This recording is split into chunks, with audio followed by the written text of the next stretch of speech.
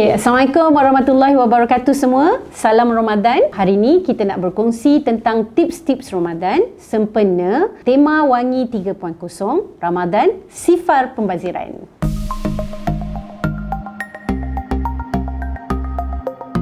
Okey, bulan Ramadan ni memang banyak berlaku pembaziran. Jadi ada beberapa tips yang kita boleh amalkan untuk mengelakkan pembaziran. Contohnya, tips yang pertama, sebaik yang mungkin kita haruslah mempunyai menu dalam bulan Ramadan tersebut. Jadi kalau puan-puan di luar sana sebagai suri di rumah, kitalah yang mempunyai kuasa untuk menghalang pembaziran tersebut. Jadi, siapkan menu sama ada dalam seminggu ataupun sebulan sepanjang bulan Ramadan. Dan bila kita siapkan menu tersebut, janganlah menu tu terlampau mewah, ya. Cukup kalau menu tu seimbang sahaja. Ada satu makanan utama dan ada satu makanan sampingan. Yang selebihnya mungkin kita boleh tambah satu atau dua kuih sahaja. Itu yang sebaiknya lah. Jadi apabila kita dah tetapkan menu di bulan Ramadan, so apabila kita membeli ataupun kita berbelanja, kita akan mengikut menu tersebut. Jadi tidak akan berlakunya pembaziran.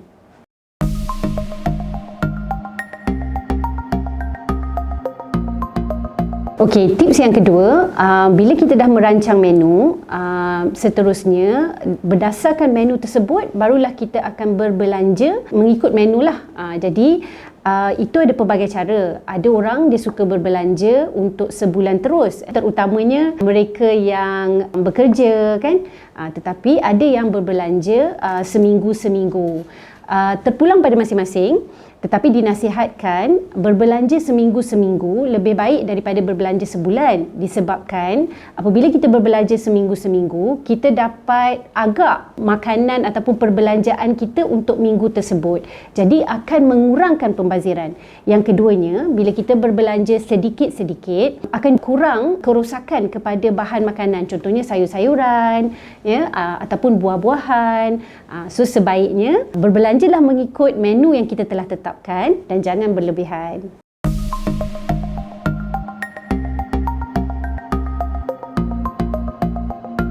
Betul tu. Kadang-kadang biasalah kan nafsu ataupun ada orang bagi kat kita makanan, ya. Jadi kalaulah makanan tu adalah lauk, ya, ayam ke, daging ke, makanan yang berlebihan tu jangan kita buang kerana itu adalah membazir. Jadi makanan yang berlebihan, apa yang kita boleh buat adalah kita boleh menggunakannya semula.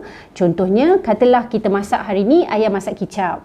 So jadi besoknya untuk sahur ataupun berbuka puasa the next day, apa yang kita boleh buat, ayam masak kicap tu kita boleh masukkan ke dalam nasi goreng. Jadi potong kecil-kecil, goreng semula, campurkan dalam nasi goreng, dah jadi menu yang lain. Saya juga suka untuk jika ada lauk yang berlebihan, saya akan simpan dekat dalam peti beku lah.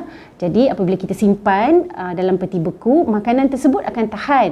Jadi kita boleh menggunakan semula ataupun recycle makanan tersebut pada hari-hari yang lain. Contohnya apabila pada bangun sahur tak ada lauk, jadi kita boleh guna balik makanan tersebut. Jadi tidak akan berlaku sebarang pembaziran.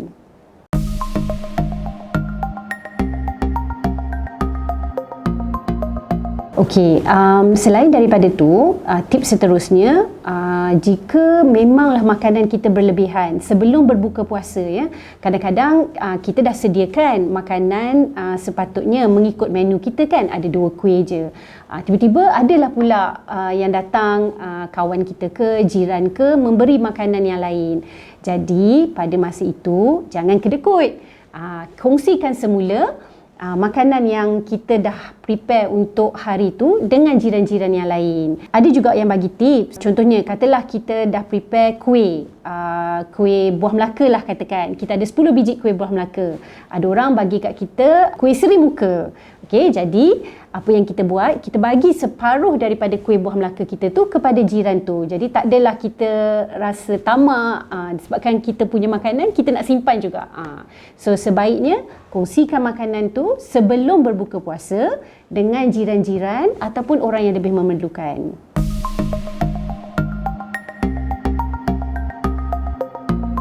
Okey, Tips seterusnya adalah di bazar Ramadan. Semua mesti nak pergi bazar Ramadan kan? Bazar Ramadan ni memanglah menarik ya. Tapi kalau kita bawa RM50 ke bazar Ramadan, akan habislah RM50 di bazar Ramadan. Jadi sebaiknya tetapkan belanja di bazar Ramadan tersebut. Pertama, tetapkan belanja. Yang kedua, kita macam dah ada apa yang kita nak beli di bazar Ramadan dan kita tuju sahaja kepada kedai yang kita nak beli untuk hari tersebut. Jangan rasa tamak sebab kita ada 30 hari dalam bulan Ramadan.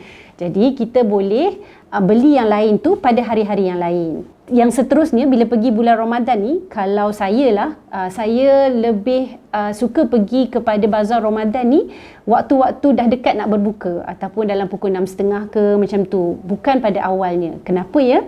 Kerana pada awalnya nafsu tu untuk membeli tu sangat tinggi sebab kita tengah lapar, kita dahaga kan. Jadi bila kita pergi dah dekat-dekat dah 6.30 macam tu, kita dah prepare dah makanan dekat rumah. Jadi kita hanya akan membeli untuk tambahan sahaja. Bukannya kita membeli mengikut nafsu. Ada yang bertanya, macam mana kalau anak kita ramai kan? Biasalah budak-budak kecil baru mula berpuasa. So ada yang teringin nak kuih tu, nak kuih ni, nak air tu, nak air ni. Boleh, bukan tak boleh kita berbelanja untuk meraihkan mereka yang berpuasa. Tetapi dalam kadar yang sedikit. Dan orang dewasa kenalah korbankan nafsu mereka yang nak makan. Jadi kita lebih meraihkan yang kecil dan juga mengajar anak-anak kita yang kecil untuk tidak membazir. Jadi kalau hari ni dah beli air soda, besok belilah pula air bandung. Janganlah beli air soda dan bandung pada hari yang sama. Itu akan mengurangkan pembaziran. Okey, so secara rumusannya, beberapa tips di dalam bulan Ramadan untuk mengelakkan pembaziran iaitu merancang menu sepanjang bulan Ramadan, merancang perbelanjaan anda di bulan Ramadan, berkongsi makanan yang lebih dengan jiran-jiran dan orang-orang yang memerlukan. Seterusnya, menggunakan semula barang makanan ataupun makanan yang berlebihan untuk hari keesokannya dan juga kita menukar resepi kepada resepi yang berbeza. Ya. Dan akhir sekali, berbelanja di bazar Ramadan mengikut bajet yang tertentu. Ramadan, sifar pembaziran.